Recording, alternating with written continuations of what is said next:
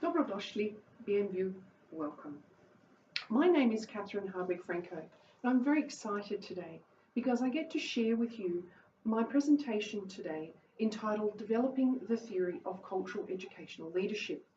I'm excited because while the presentation is for a coursework subject that's part of the Doctor of Education program at Flinders University, it's also something that's dear to my heart, because developing this theory offers me the opportunity to enact transdisciplinary scholarship, combining my knowledge in ethnomusicology with my knowledge in educational leadership. But before I begin my theory with you, I'm going to offer an acknowledgement of country, adapted from Reconciliation website from South Australia. I invite everyone to acknowledge that the land upon which I present today is the traditional land for the Bangala people, that we respect their spiritual relationship with their country, and I also acknowledge the Bangala people as the traditional custodians for this part of the peninsula, and that their cultural and heritage beliefs are still as important to the living Bangala today. This is a significant way for me to start, for the words of the acknowledgement of country are integrally linked with the development of the theory of cultural educational leadership that I'm developing and sharing with you today. And to start my presentation, I'm going to break an important rule in PowerPoint presentation. Oh, the horror! I'm going to read the slide verbatim, but with a purpose. The information is critical because it underpins the rest of my presentation. So what is the theory of cultural educational leadership? The theory of CEL advocates that the school principal support their school staff to work with the range of people with different cultural backgrounds to co-create curriculum, co-create pedagogy, and co-create assessment. With reference to the epistemological and ontological perspectives of all of the cultures represented in the student body, including First Nations, refugees, asylum seekers, and migrants. There is much scholarship about educational leadership by the likes of Preston and colleagues, Day, Reeves, Robinson, and so on. More specific to my work on the theory of cultural educational leadership, there's also a lot of research into the ways in which educational leaders can support students of cultures, from the seminal works of Frere and Kajetti to more contemporary scholars, Hughes and Laura, Kassem, Luthwaite, Apple, Lester and colleagues, Dimmick and Walker, the list goes on. Today, I offer a way of thinking about educational leadership through a transdisciplinary perspective. Works by the like of Dimmick and Walker remind us that a substantial part of theory in educational leadership and management derives from business management. My work and that of many others show how the development of educational leadership theories can be informed by other perspectives, such as cultural studies, sociology, and anthropology. Underpinning my work is a critique of a hegemony underpinning models of educational leadership that favour school principals enacting their work through the lens of a white, male, democratic, Christian, Anglo-European American, neoliberal, capitalist thinking. For the purpose of this presentation, let's call that model the colonial model of educational leadership. In light of the troubles around the world at the moment in 2018 regarding ethnicity and the defining of cultural space, it's time to move on from this model. Educational anthropologists, including Nye Green and colleagues, have long understood that all teaching is political. There's no such thing as neutrality in the classroom. In a moment, I'm going to share learning data that highlights the impact the colonial model of schooling has on First Nations people, migrant, refugees, and asylum seekers, where this data that highlights what many call an achievement gap between mainstream and Indigenous students, but what Watson in 2018 reframed and called an opportunity gap based on discriminatory testing practices. Whatever the label, there is an inequity, and it is this inequity that needs addressing. But first to today's aim.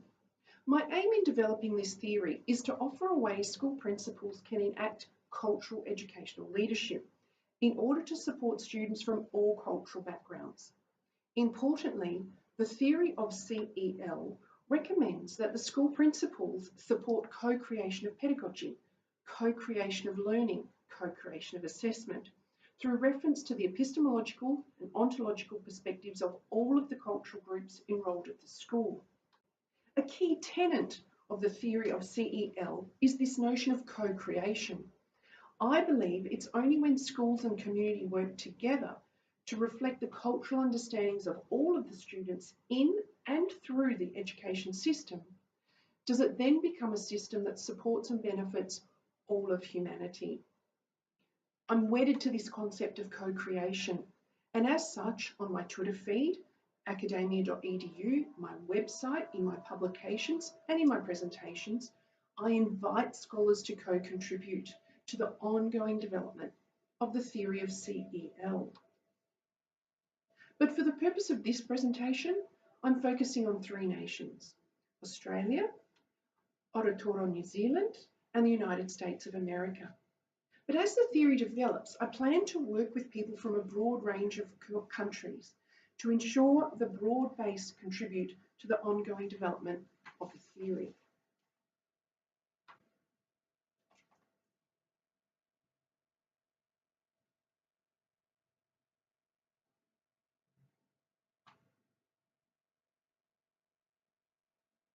The structure of this presentation is outlined at the bottom of each slide.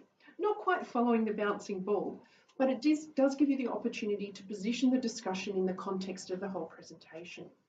I'm going to start with an exploration of a definition that defines First Nation Indigenous people, with particular reference to their schooling and the schooling experience defined by what I've called the colonial model of educational leadership. I'll then look at defining the educational experiences of migrants, refugees, asylum seekers.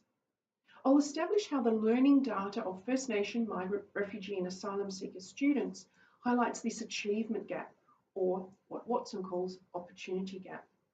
I'll then offer examples of ways in which the research shows when schools in Australia, Aotearoa New Zealand and the USA take into account the epistemology and ontology of First Nations, that the experience of the First Nations students improves. Part of my work today is to challenge the world. It's now hundreds of years since colonisation, yet we're still looking to find solutions that address educational inequity experienced by Indigenous First Nations people. I offer a challenge to the world that we engage in research and programmatic responses for the migrants, refugees and asylum seekers to ensure that in hundreds of years we're not still discussing educational inequities for these people. To defining the educational experiences of First Nation Indigenous people. In Australia, the term refers to people who identify as Australian Aboriginal and Torres Strait Islanders. They currently make up 3% of our population. In Aotearoa New Zealand, currently 14.9% of the population identify as Māori. In the USA, Indigenous people include American Indian and Alaskan Native people, making up 1.7% of the population. Indigenous people are a minority group in their respective countries. The problem that needs to be addressed by the three nations, and indeed nations around the world, is the inequity in the educational experiences of Indigenous First Nations students, with particular reference to the low educational achievement, and I'll share this data directly. But first, from a strength-based perspective, I incite a call to action. For the scholarship dictates, educators need to advocate for culturally responsive and relational-based methodologies. Berriman, Suhu and Nevin, 2013. Because it's this approach that supports students of all cultural backgrounds.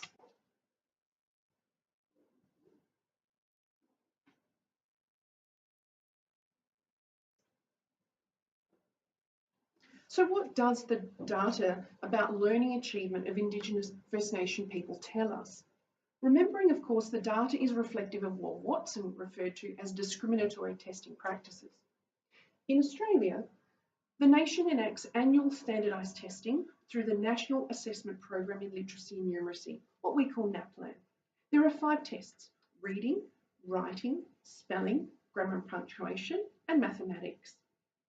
The most recent NAPLAN and numeracy testings indicate that in grade 3, 5, 7 and 9, in each achievement domain for all jurisdictions across the whole country, the mean scale score for Indigenous students is below the mean scale score for non-Indigenous. In Aotearoa, New Zealand, PISA testing indicates that the Māori student achieves less when compared with the average student from OECD countries and when compared with Pakeha European students in Aotearoa, New Zealand. The US enacts the National Assessment of Educational Progress. The NAEP tests students aged 9, 13 and 17 in both reading and mathematics.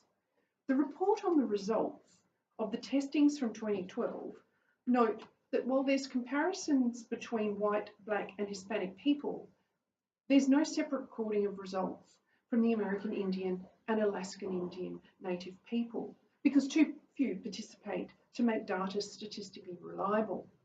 That's from the NCES in 2013. What the report does show is that in every age group, in every testing, students who identified as white scored higher than test results when compared with students who identified as black or Hispanic. The data is compelling. There is an achievement gap. There is an opportunity gap. The inequity is clear. So I hear you ask, what of the migrants, refugees and asylum seekers? Let's think for a moment about who these people are. Increasingly across the world, school principals need to manage the impacts on schooling that occur due to the settlement of families who are displaced. The UN recognises the importance of addressing issues brought about by the large movement of refugees and migrants, where 2017 UNHCR data indicates 65.6 million people are now forcibly displaced. Of these, over 11 million are refugees of school-age children. They're enrolling in schools where the schools are neither in their country of birth nor functioning in ways that relate to their cultural heritage. 11 million. In addition to this, school principals continue to manage the learning of Indigenous and First Nations people who are and were displaced from their homelands through historical and current colonial practices. To focus on the learning data of migrant, refugee and asylum seekers, the OECD noted in 2016 that students from low socioeconomic backgrounds tend to be those who are Indigenous, migrant, refugee and asylum seekers. Research by Siren tells us that it's important to focus on students' socioeconomic background because it's among the strongest predictor of academic success as measured by standardised testing.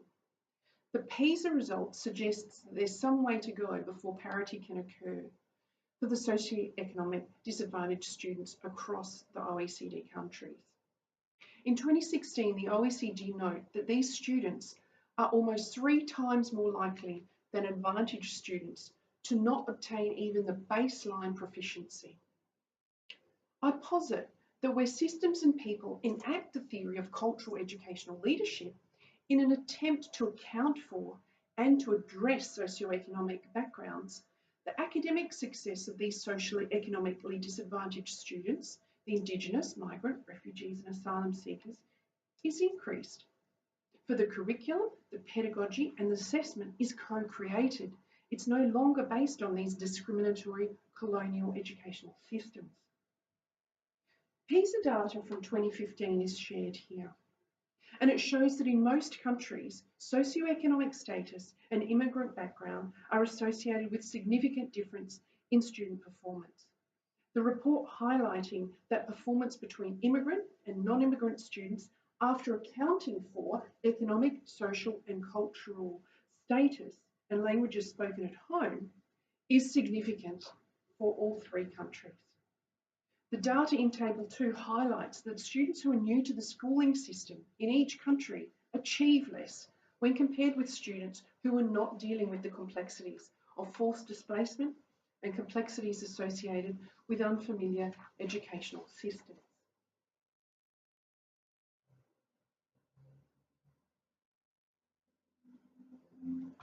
So what can we do about this?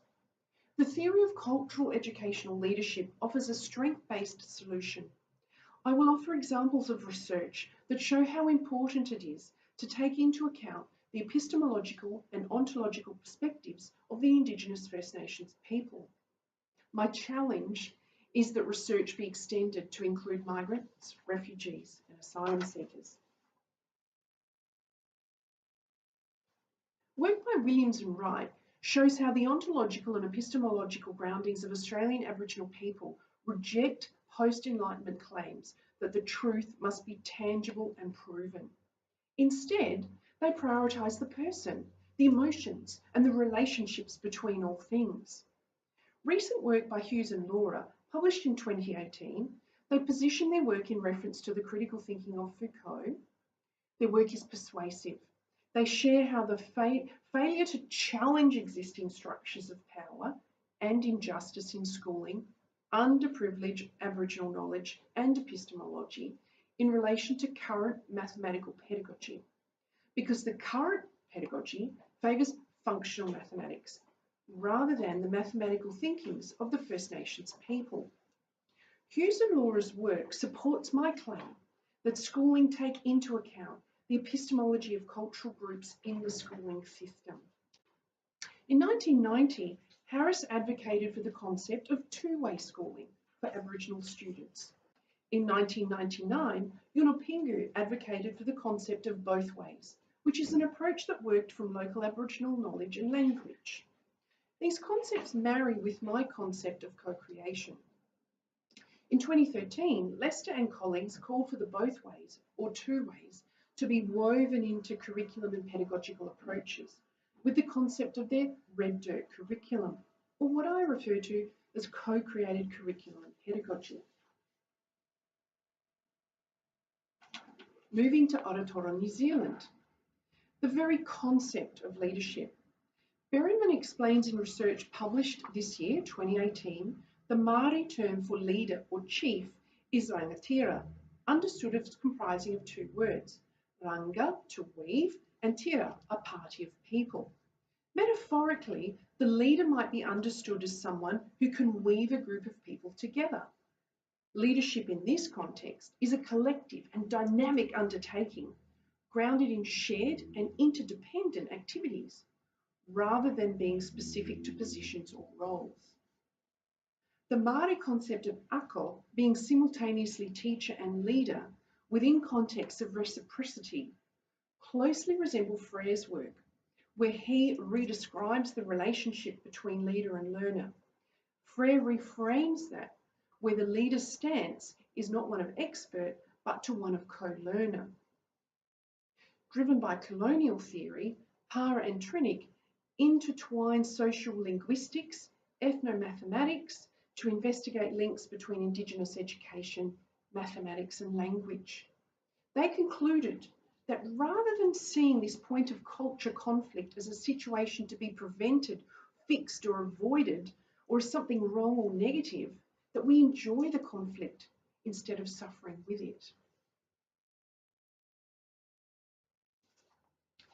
Gregory Kajetti in 1994 explored the ontological and epistemological perspectives of Native American Indians in his book Look to the Mountain. It offers seminal reading, as it's the first book to enunciate the parallels between Native American Indian philosophy and Western philosophy in relation to education, where the text is written by a school teacher who is a Native American. Kajetti shares that the Indian believe education is relational. Education is an art of process, participation, making connection. Learning is a growth and life process, where life and nature are always relationships in progress. Page 24. Indian teach their children that relationship in community includes people, plants and animals, the whole of nature, where spiritual beliefs are foregrounded. We can see from these three short examples, Australia, New Zealand and the United States, that the epistemological and ontological perspectives that underpin ways in which Indigenous people educate their children is in tension with the positivist perspectives of the colonial system of education.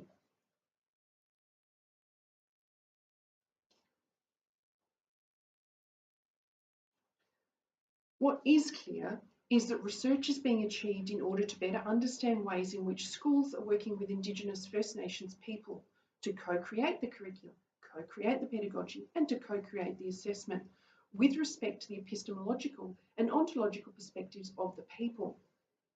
What is also required is similar research about the ways in which schools can cater for the epistemological and ontological assumptions that the migrants, 11 million refugees and asylum seeker children bring to schooling. How can we cater for their needs?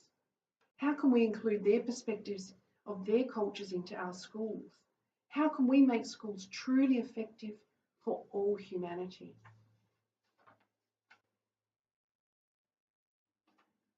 I offer the theory of cultural educational leadership as a way forward. In conclusion, I argue that through a transdisciplinary perspective, bringing together educational leadership theories with concepts of leadership and culture from sociology and anthropology, and the development of the theory of cultural educational leadership, that this can continue to occur. I work to continue to develop, through co-creation with other scholars, this theory of cultural educational leadership. It advocates that school principals support school staff to work with the range of people from different cultural backgrounds to co-create curriculum, co-create pedagogy, co-create assessment with reference to the epistemological, ontological perspectives of all of the cultures represented in the student body, including First Nations people, migrants, refugees, and asylum seekers. Thank you. Ala lepa. Merci.